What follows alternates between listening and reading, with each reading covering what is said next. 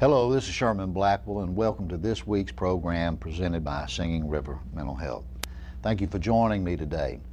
As we often say as we come on this program and other media outlets, the number you see on the screen there is available to you 24 hours a day, 7 days a week. One of our primary reasons for getting information and education into the community is to let individuals of Jackson and George County know that you have a tried and trusted friend at Singing River Mental Health. And I want to take a special time here to tell you, so many of you, thank you for the positive support on our recent symposium. It was a tremendous success.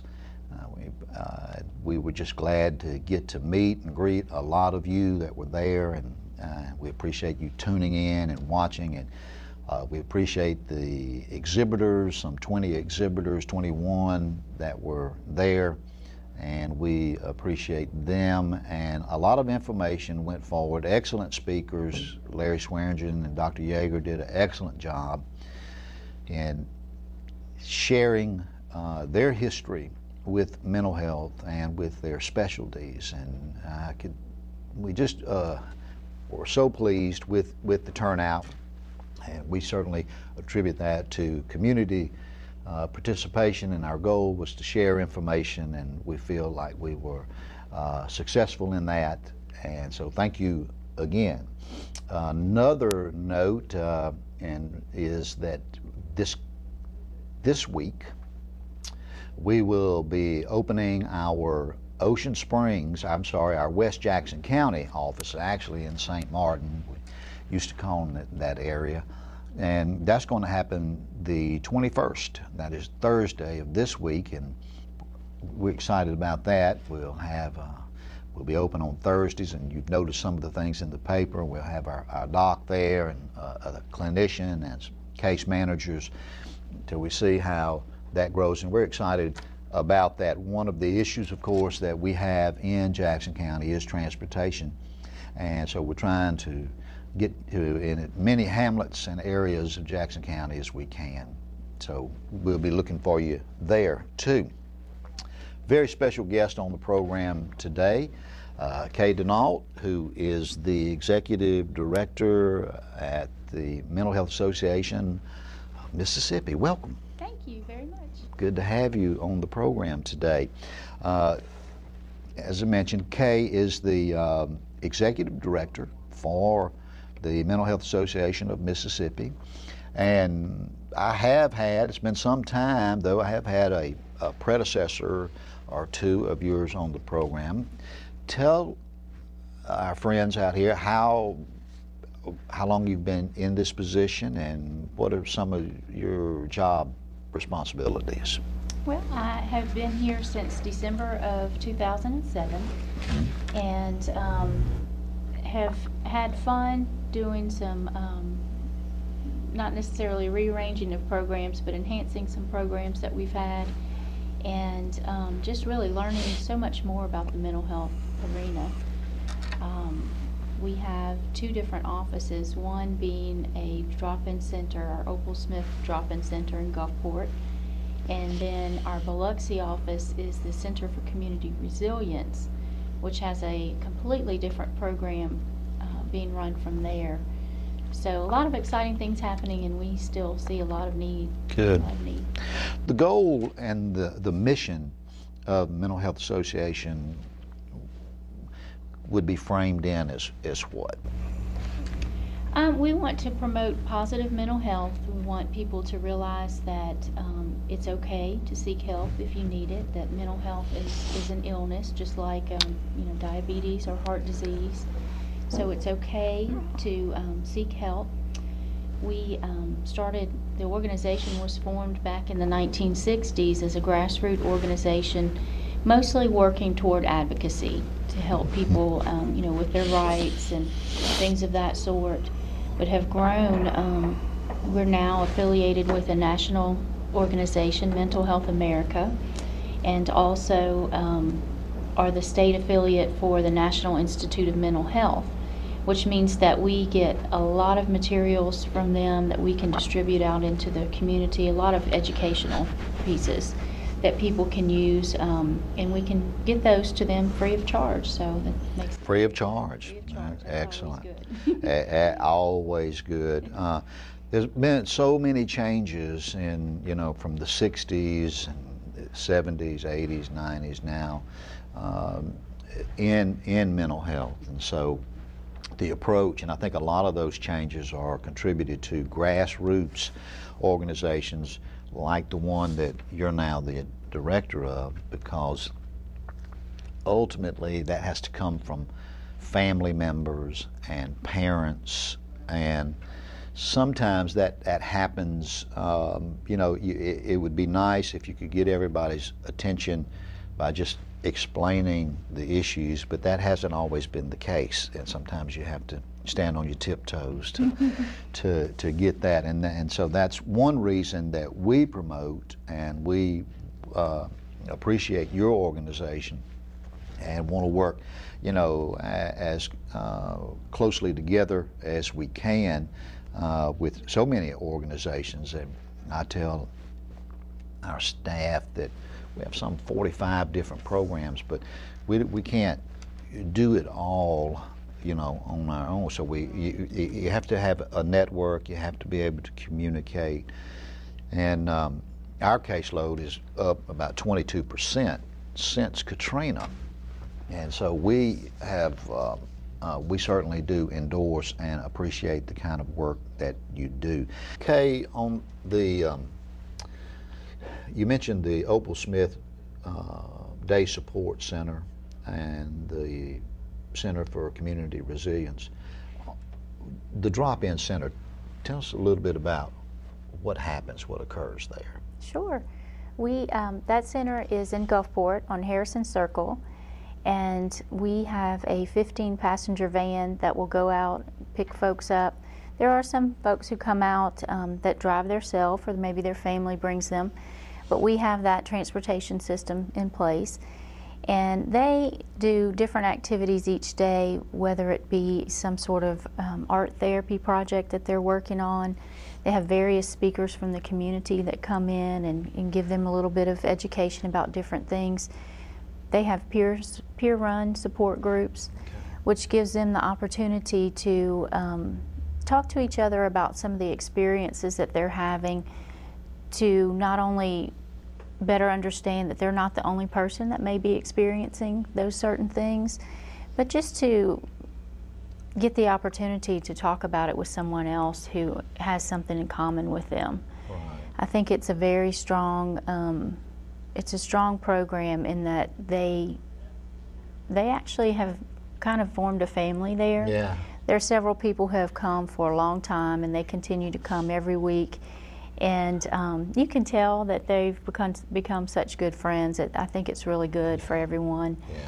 And also out of that center, we have a homeless outreach program. We have a grant, well, we have two grants that kind of work together. One grant is for them to go out and do the outreach. They are going out into the woods, just going to other organizations where homeless people may be gathering, and talking to those folks, trying to help them with some resources that they may need. Mostly housing, Yeah, mostly. Mostly what they need. We do have a HUD grant where we can provide, we have 6 apartments that we lease, and we can put persons who have a mental illness in those apartments. Of course, there's a lot more than 6 people out there who are homeless, so there's still a big need. That's exactly right, and that has been something that's been on the increase since Katrina. Again, we also have some homeless programs, and it can be very challenging at times to hear staff talk about that, and that's a wonderful thing. But digressing back to the drop-in center, that when you have a group of individuals who have some of the same kinds of experiences, therapy is a wonderful thing, and the medications are all wonderful, good things. Even family support is a good thing, but when you can make a connection with a group of individuals that have the same kind of experiences, it assuages the the stigma a little bit, and it gives them a place to belong. You know, I belong. I agree. They just, it seems that they enjoy it so much, being able to just be there with each other. You know, they do a lot of fun things there. They have picnics and barbecues and all kinds of great things, and they'll invite the families to come. But I think really just being able to talk with each other and do things together, it gives them, it just gives them a lot more confidence and self-worth. Absolutely, absolutely. And so primarily then, as the executive director, you go into the community, talk about your programs, and I guess work on grants. This is a Trying nonprofit. to find the money. Yeah. Yeah. Yeah. That's always the ultimately kind of becomes the culprit. How many people do you employ? We have 9 people that work for us. 4 of those are part-time that work in the drop-in center. So they're basically there when the clients are there, and then another day to do a lot of planning and getting things organized and ready. But on a daily average on your drop-in center, how many people will you have there? Do you? We normally have about 25 people each day. You know, as they're going out into the community and doing outreach, they invite those folks to come as well. And, you know, we had a Thanksgiving and also a Christmas lunch, and probably had close to 100 people there for each. It was really, really great. Isn't that wonderful? It is, you know, and you hear such compelling stories, people that would not have gotten a gift from anyone else had they not been able to be there and get those things that we had. You know, it breaks your heart sometimes to hear some of those things. We recently, Bonefish Grill in Biloxi offered a little party to us, and some of the clients we picked up and brought there. And it was just amazing to me. One of the ladies who came, I believe is in her late 40s, she had never eaten in a restaurant.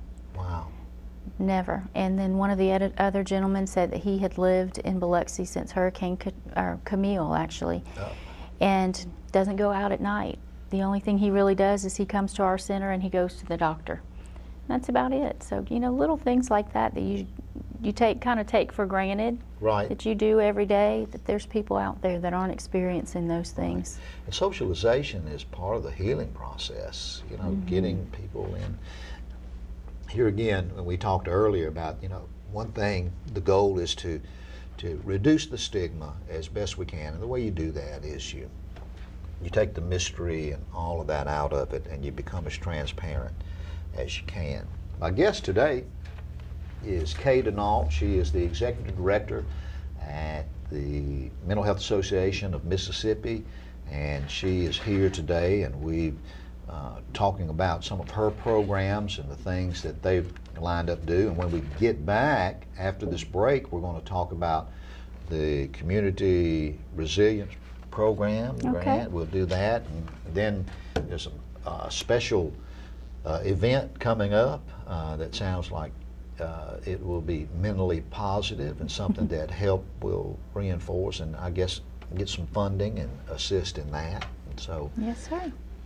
Let me remind you of the number you see on the screen there. It is available to you 24 hours a day, 7 days a week. If you have any inquiries about something that's said on today's program or any other program, or if you would like to just have a specific topic talked about, we'll be glad to try to work that in for you too. So, Kay Deneaul's with me today, and we're going to be right back after these messages.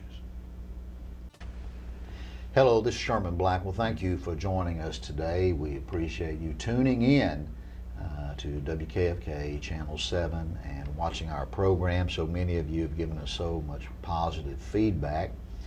And we've been doing this pretty close to 3 years now, and we just are appreciative to have the opportunity to come to you and to talk to you about what we think are some of the most important issues in our local community, and that is mental health issues.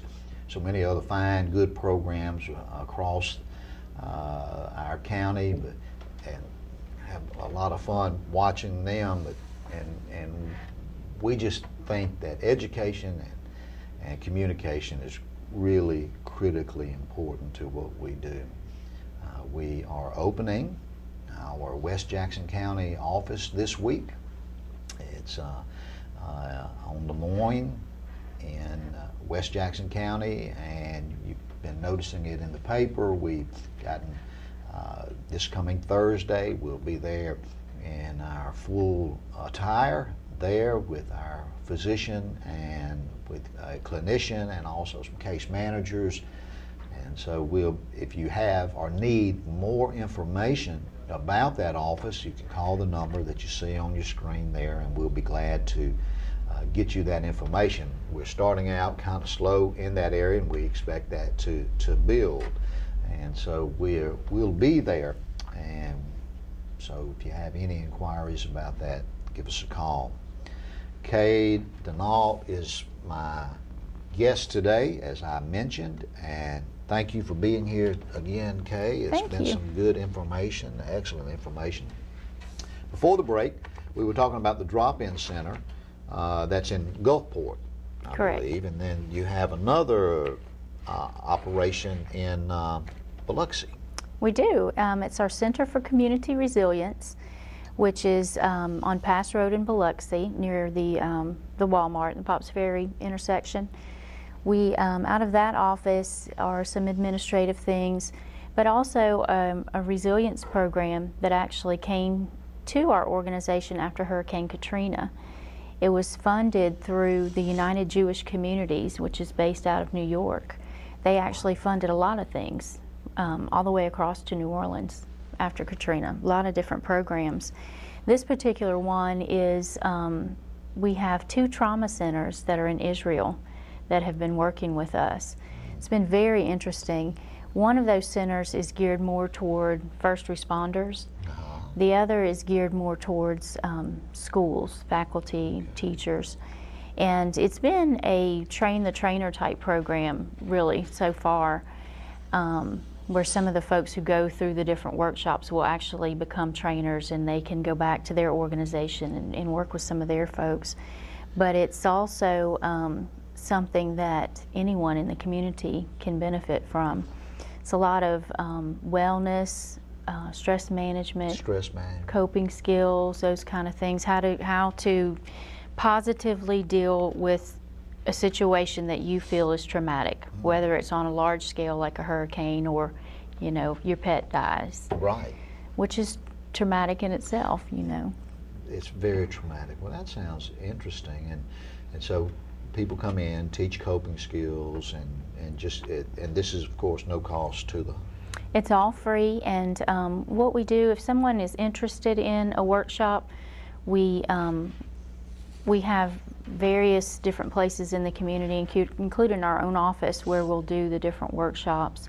So if somebody's interested in that, if they'll call our office, and we usually do groups of about, well, no more than 25 at a time. We'll do groups and do a workshop. If more than that, it's just too difficult, and it's not as personal. Not as personal or pragmatic, right. You get a lot more information in a smaller crowd, too. You do. It's much better. You mentioned your number. Give them, our audience, your phone number and your email or whatever you would like. Sure.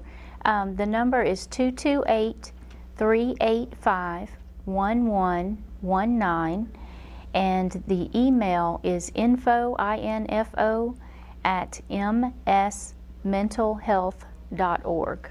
Great. And if you didn't get an opportunity, we'll try to get that to you again before the end of the program, or you can call the number that you see on your screen there, and we will give you that information. There's an excellent brochure that you put together here, and we'll be glad to get this into some of our folks' hands, and we'd be glad to do that. Tells you about their programs, a little bit about the history and locations and numbers and just everything going on. Now, something big is fixing to go on here. June the 4th, um, joined the Mental Health Association for a night in Jamaica at the IP Casino Resort Spa, right? Don't worry, be happy, Ma. Tell us a little bit about what that is, Kay. Sure. That is a fundraiser that we put together. Last year was the first time that we did this event, and it was very successful. We had a great crowd, and everybody seemed to have a really good time. The IP is just, they're so wonderful to work with. So we're doing it again this year, and we have 5 bachelors, and then we also have some bachelors. We partnered with Beach Boulevard magazine. They've been doing a call for bachelors, so at the end of the month when the magazine comes out, we'll find out who their bachelors are, and they will be in our event.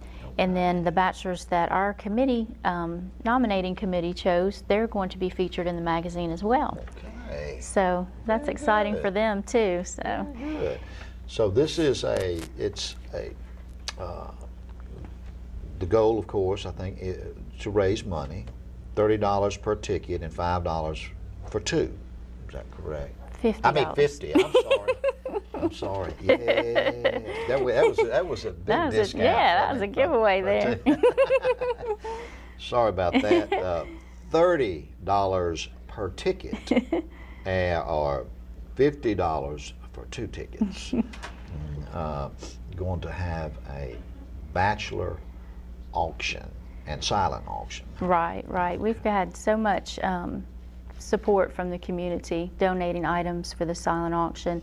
And what will happen with each of those bachelors is they are putting together a date of sorts, and some of them have things that that don't necessarily have to be done on the date. That some of them have spa packages and things like that, you know. And we had a lot of questions last year from people who were married who wanted the spa package or whatever was represented by the bachelor, and that's fine too. So, you know, the bachelors are just doing it because they believe it's a worthy cause. So exactly. Well, I'm sure that that's so you're expecting is that a Thursday night? It's a Thursday night. It'll be poolside, June 4th from 6 until 9. From 6 until 9 at the IP Casino Resort. Well, that's wonderful. And I see you have other sponsors there too, as well. And that's excellent. And last year was the first year. Last year was the first year, and we just had so much fun and had such a great support system for the community that we decided to do it again. And we stuck with the same. Shaughnessy Printing in Biloxi came up with these graphics, so we decided to keep it the same theme and the same design, so that hopefully year after year people would recognize that event. It'll be caught on. That is absolutely fabulous. My guest today is Kay Deneaul, who is the executive director for the Mental Health Association of Mississippi, and she's here talking about her programs and their mission and their goals, and we are certainly delighted to have her and certainly support the programs that she has and that she has ongoing. Have you seen in your programs, I know you've been there since 2007, but the needs, your homeless program, you have 6 different apartments. Do you see the needs in all of the areas that you deal with increasing? We do, actually, and one thing that we're hoping to figure out some strategies on how to alleviate is we will get calls on a daily basis, people that are looking for a counselor and looking for a free counselor.